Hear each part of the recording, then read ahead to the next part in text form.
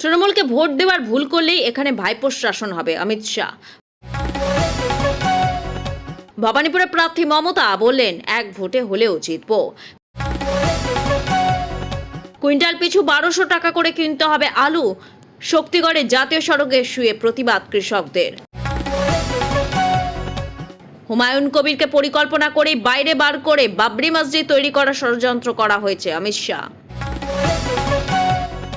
লক্ষ্মীর ভান্ডারকে টেক্কা, মহিলাদের 11,000 টাকা পর্যন্ত আর্থিক সাহায্য দিচ্ছে কেন্দ্র, তবে পাবেন শুধুমাত্র এরাই।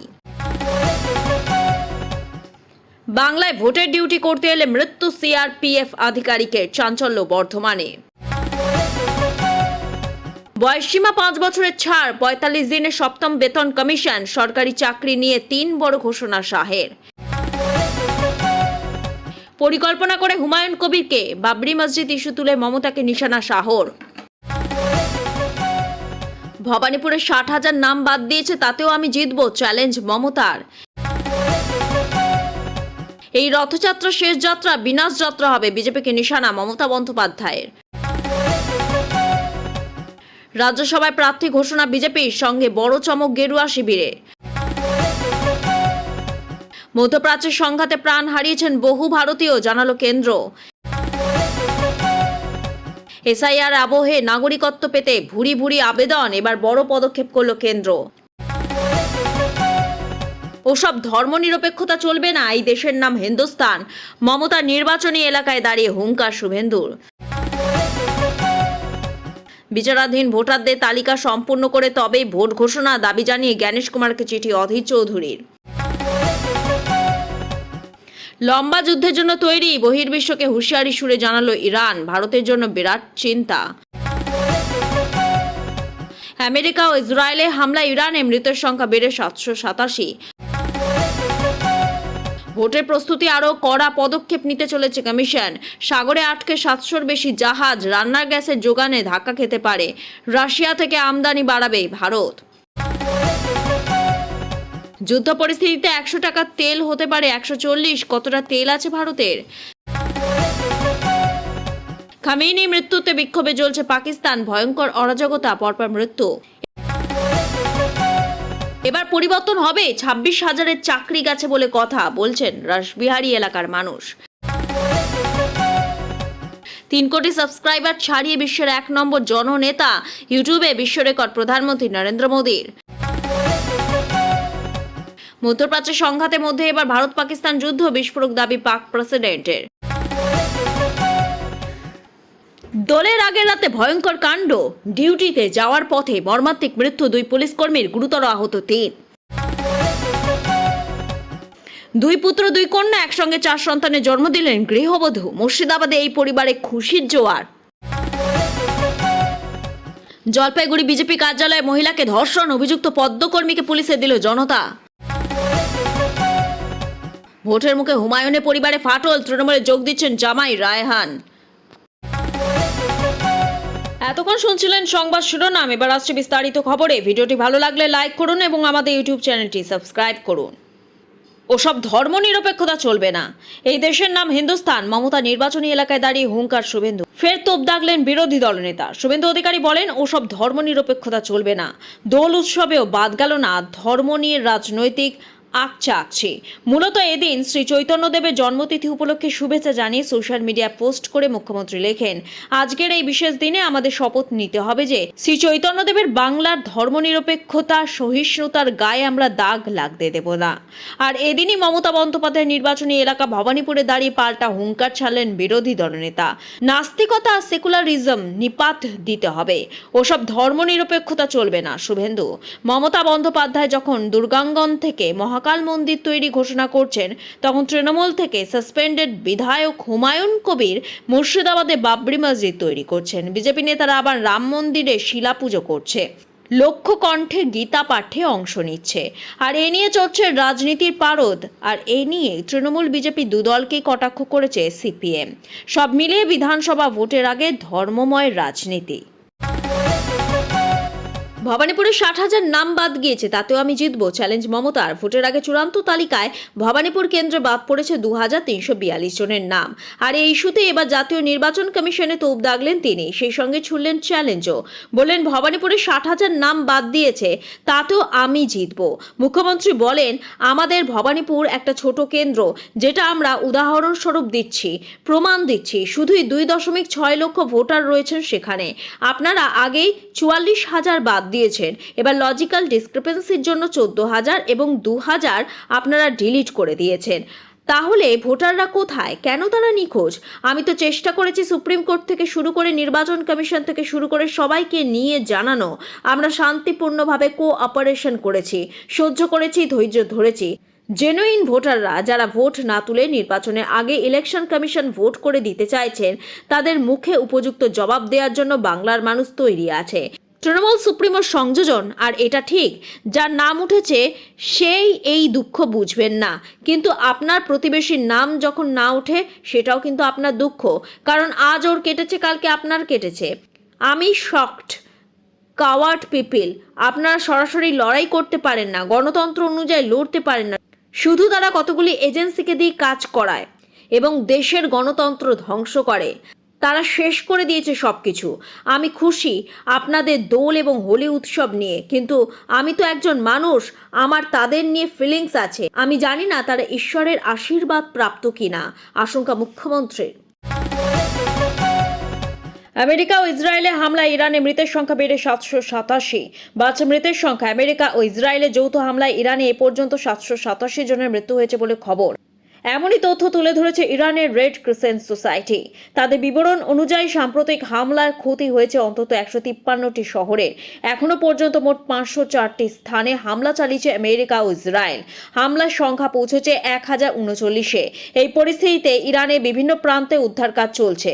ধ্বংসস্তূপ থেকে উদ্ধার করে আহতদের হাসপাতালে স্থানান্তরিত করা হয়েছে, এমনই বলা হয়েছে রেড ক্রিসেন্ট সোসাইটির বিবৃতিতে। পশ্চিম এশিয়ার যুদ্ধ ঘিরে ফুটছে গোটা বিশ্ব। এর মধ্যে সোমবার ডোনাল্ড ট্রাম্প কার্যত পূর্বাভাস দিয়েছে এই যুদ্ধ 4-5 সপ্তাহে বেশি চলবে। এ নিয়ে বিভিন্ন দেশগুলো আড়াআড়ি ভাগ হয়ে গেছে।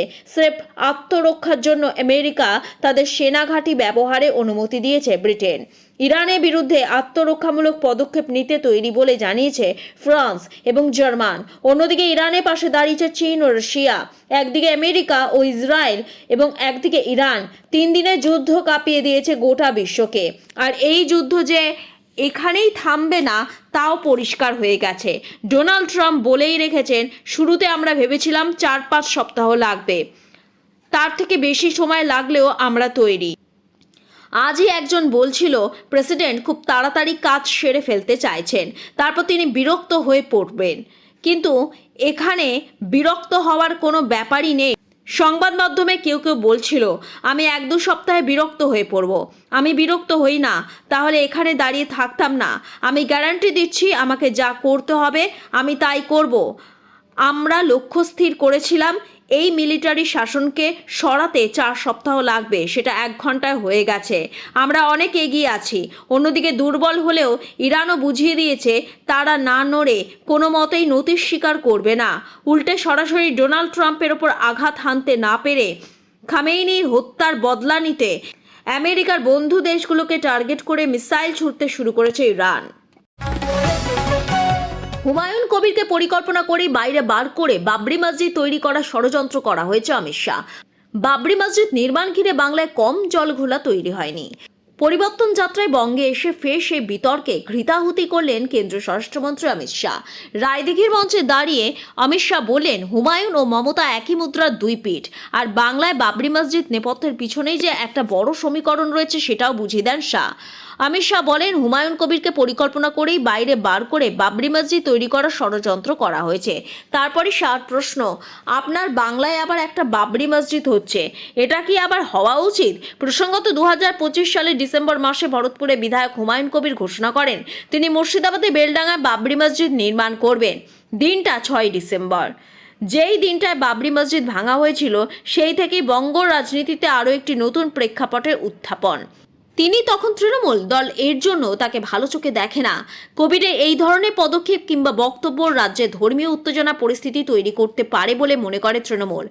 তৃণমূলের শীর্ষ নেতৃত্বও তাই নিয়ে কবিরের বিরুদ্ধে প্রকাশ্যে মন্তব্য করেন। কবিরকে সতর্ক করে দল, কিন্তু নিজের অবস্থানে অনড় থাকেন ভরতপুরে বিধায়ক। দলের অন্দরেই শুরু হয় চরম জল ঘোলা। এর আগে অবশ্য একাধিক মন্তব্যে দলের অন্দরে শোকজে মুখে পড়তে হয়েছিল কবিরকে, কিন্তু এবার তাকে আর ছাড় দেওয়া হয়নি। এরই মাঝে মুর্শিদাবাদে মাটিতে সভা করতে যান নেত্রী। দিনটা 6 ডিসেম্বর, আর সেদিনই তৃণমূল কবিরকে স্থায়ীভাবে সাসপেন্ড করে। সাগরে আটকে 700-র বেশি জাহাজ, রান্নার গ্যাসের যোগান ধাক্কা খেতে পারে। রাশিয়া থেকে আমদানি বাড়াবে ভারত। আশঙ্কা সত্য প্রমাণিত হলো শেষ পর্যন্ত। হরমুজ প্রণালী বন্ধ করে দিল ইরান। জাহাজ দেখলেই জ্বালিয়ে দেয়া হবে বলে দিল হুঁশিয়ারি। সেই পরিস্থিতিতে পূর্ব পশ্চিম মিলিয়ে 700-র বেশি জাহাজ আটকে পড়েছে বলে খবর। আটকে পড়েছে তেলের ট্যাঙ্কারও। এই অবস্থা চলতে থাকলে ভারতকেও ভাবনা চিন্তা করতে হবে। তেল খরচে নিয়ন্ত্রণ টানতে হবে বলে মনে করছেন বিশেষজ্ঞরা। যুদ্ধের আবহে হরমুজ প্রণালী বন্ধ রাখার ঘোষণা করেছে ইরান। সেখান দিয়ে কোনো জাহাজ যেতে দেখলে জ্বালিয়ে দেওয়া হবে বলে জানিয়েছেন তারা। যদিও জলপথে জাহাজের আনাগোনার উপর নজরদারি চালানো সংস্থা কেপলার জানিয়েছে জলপথ এখনো বন্ধ না হলেও হয়ে যেতে পারে, কারণ পয়লা মার্চ 3টি জাহাজই হরমুজ প্রণালী পার করতে সফল হয়। ওই 3 জাহাজ 28 লক্ষ ব্যারেল তেল বহন করেছিল। চলতি বছরের গোড়া থেকে হরমুজ প্রণালী হয়ে 1.98 কোটি ব্যারেল তেল সরবরাহ হয়। সেই নিরিখে প্রায় 86% পতন চোখে পড়েছে। 2রা মার্চ মাত্র একটি ছোট তেলের ট্যাঙ্কার এবং একটি ছোট মালবাহী জাহাজ মূল করিডোর ধরে হরমুজ প্রণালী পেরোতে সফল হয়। এখনো পর্যন্ত প্রাপ্ত খবর অনুযায়ী পূর্ব পশ্চিম মিলিয়ে হরমুজ প্রণালী দুদিকে 706টি ট্যাঙ্কার ভিড় করেছে। এর মধ্যে একটিও ইরানের নয়। এর মধ্যে 109টি ডার্টি প্রোডাক্ট ট্যাঙ্কার, অর্থাৎ অপরিশোধিত তেল, জীবাশ্ম তেল, পিচ, ভ্যাকুয়াম গ্যাস অয়েল সরবরাহ করে সেগুলি। তৃণমূলকে ভোট দেওয়া ভুল করলেই এখানে ভাইপোর শাসন হবে, অমিত শাহ। শনিবার এসআইআর-এর চূড়ান্ত ভোটার তালিকা প্রকাশ করেছে নির্বাচন কমিশন। ভোটার তালিকায় নাম বাদ যাওয়া নিয়ে বিভিন্ন জায়গায় চাপানুতর বেড়েছে। বিধানসভা নির্বাচন নিয়ে আজ সিইও দফতরে গুরুত্বপূর্ণ বৈঠক রয়েছে। কত দফায় বাংলায় কবে ভোট হবে, কবেই বা ঘোষণা হবে দিনক্ষণ, এই নিয়ে গুরুত্বপূর্ণ আলোচনা হওয়ার সম্ভাবনা রয়েছে। পাশাপাশি রাজ্যের বিভিন্ন জায়গায় ইতিমধ্যেই এসে পৌঁছেছে কেন্দ্রীয় বাহিনী। কিভাবে কেন্দ্রীয় বাহিনী ব্যবহার করা হবে তাই নিয়ে আলোচনা হবে। কুইন্টাল পিছু 1200 টাকা করে কিনতে হবে আলু। শক্তিগড়ে জাতীয় সড়কে শুয়ে প্রতিবাদ কৃষকদের। দাম নেই আলুর। মাঠ থেকে আলু তোলা শুরু হতেই মাথায় হাত কৃষকদের। এরই মধ্যে আলুর সহায়ক মূল্য বাড়ানোর দাবিতে রাস্তায় আলু ফেলে জাতীয় সড়ক অবরোধ বামফ্রন্টের সারা ভারত কৃষক সভার। পূর্ব বর্ধমানে শক্তিগড়ে জাতীয় সড়কে দেখা গেল তুমুল বিক্ষোভ। আন্দোলনকারীদের দাবি প্রতি কুইন্টাল পিছু 1200 টাকা করে আলু কিনতে হবে রাজ্য সরকারকে। রাজ্য সরকারের ঘোষণা করা আলুর সহায়ক মূল্য কেজি প্রতি 9.50 টাকা কোনোভাবেই মানছে না বামেদের কৃষক সভা। এদিন বিক্ষোভ কর্মসূচিতে ছিলেন সংগঠনের জেলা সভাপতি সমর ঘোষ ও জেলা সাধারণ সম্পাদক শুকুল শিকদার, অমল শিকদার, সিপিএমের জেলা সম্পাদক সৈয়দ মোহাম্মদ হোসেন সহ অন্যান্য নেতারা। তাদের সাফ কথা, সব উৎপাদিত সরকারকে কিনতে হবে। একই সঙ্গে হিমঘরে আলুর ভাড়াও যাতে বাড়ানো না হয় সেই দাবিও সোচ্চারে তোলেন। মোট 8 দফা দাবি সামনে রেখে চলে রাস্তা অবরোধ। গোটা জেলারই নানা প্রান্ত থেকে এদিন কৃষকদের একটা বড় অংশ প্রতিবাদ কর্মসূচিতে অংশ নেন। বিক্ষোভ সামলাতে প্রচুর পুলিশ মোতায়েন করা হয়। শক্তিগড়ের আমরা মোড় এলাকায় দেয়া হয় অস্থায়ী ব্যারিকেড, তবে সেই ব্যারিকেড টেকেনি। বিক্ষোভের শুরুতেই ব্যারিকেড ভেঙে জাতীয় সড়কে চলে আসে আন্দোলনকারীরা। একেবারে রাস্তায় শুয়ে চলতে থাকে বিক্ষোভ। রাস্তায় ছড়িয়ে দেওয়া হয় আলু। এদিকে অবরোধের জেরে বেশ কিছুক্ষণের জন্য রাস্তায় ব্যাপক যানজট তৈরি হয়। শেষ পর্যন্ত পুলিশের হস্তক্ষেপে বেশ কিছু সময় পর উঠে যায় অবরোধ। ধীরে ধীরে স্বাভাবিক হয় যান চলাচল। লক্ষ্মীর ভাণ্ডারকে টেক্কা। মহিলাদের 11,000 টাকা পর্যন্ত আর্থিক সাহায্য দিচ্ছে কেন্দ্র, তবে পাবেন শুধুমাত্র এরাই। মোদী সরকারের উদ্যোগে চালু হওয়া প্রধানমন্ত্রী মাতৃবন্দনা যোজনা প্রকল্পটি কেন্দ্র ও রাজ্য সরকারের যৌথ ব্যবস্থাপনায় পরিচালিত হয়। এই স্কিমের মূল উদ্দেশ্য গর্ভবতী ও স্তন্যদানকারী মায়েদের পুষ্টির অভাব দূর করা এবং মা ও সন্তানের সুস্থ ভবিষ্যৎ নিশ্চিত করা। এই প্রকল্পে কত টাকা আর্থিক সহায়তা মিলবে? এই প্রকল্পে টাকা সরাসরি উপভোক্তার ব্যাংক অ্যাকাউন্টে ডিবিটি পদ্ধতিতে পাঠানো হয়। প্রথম সন্তানের ক্ষেত্রে মোট 5,000 টাকা দেয়া হয়। প্রথম কিস্তি হিসাবে 3,000 টাকা দেয়া হয়। গর্ভাবস্থায় নথিভুক্ত করার পর এবং প্রসবের আগে অন্তত একটি স্বাস্থ্য পরীক্ষা সম্পন্ন হলে এই টাকা পাওয়া যায়। দ্বিতীয় কিস্তি হিসাবে 2,000 টাকা মেলে সন্তানের জন্মের পর। তবে জন্মের সময়কার টিকাকরণ সম্পূর্ণ হওয়া বাধ্যতামূলক। দ্বিতীয় সন্তানের ক্ষেত্রে 6,000 টাকা পাওয়া যায় এই প্রকল্পের আওতায়। যদি দ্বিতীয় সন্তান কন্যা হয় তাহলে এককালীন 6,000 টাকা আর্থিক সহায়তা দেওয়া হয়। অর্থাৎ কোনো মহিলা প্রথম ও দ্বিতীয় সন্তানের নিরিখে মোট 6,000 টাকা থেকে 11,000 টাকা পর্যন্ত সরকারি সাহায্য পেতে পারেন। কারা আবেদন করতে পারবেন? এই প্রকল্পে আবেদন করতে হলে কিছু শর্ত মানতে হবে। সেগুলো হলো, আবেদনকারী বয়স কমপক্ষে 19 বছর হতে হবে। পারিবারিক বার্ষিক আয় 8 লক্ষ টাকার বেশি হওয়া চলবে না। সন্তানের জন্মের 270 দিনের মধ্যে আবেদন জানাতে হবে। কি কি নথি লাগবে? আবেদন করার সময় কয়েকটি গুরুত্বপূর্ণ নথি জমা দিতে হবে। নথিগুলো হলো আধার কার্ড, ব্যাংক অ্যাকাউন্টের সঙ্গে লিঙ্ক থাকা বাধ্যতামূলক, ব্যাংক পাসবুক, রেশন কার্ড অথবা আয় শংসাপত্র, মা ও শিশু সুরক্ষা কার্ড। কিভাবে আবেদন করবেন? অনলাইন এবং অফলাইন দুভাবে এই প্রকল্পের আবেদন করা যায়।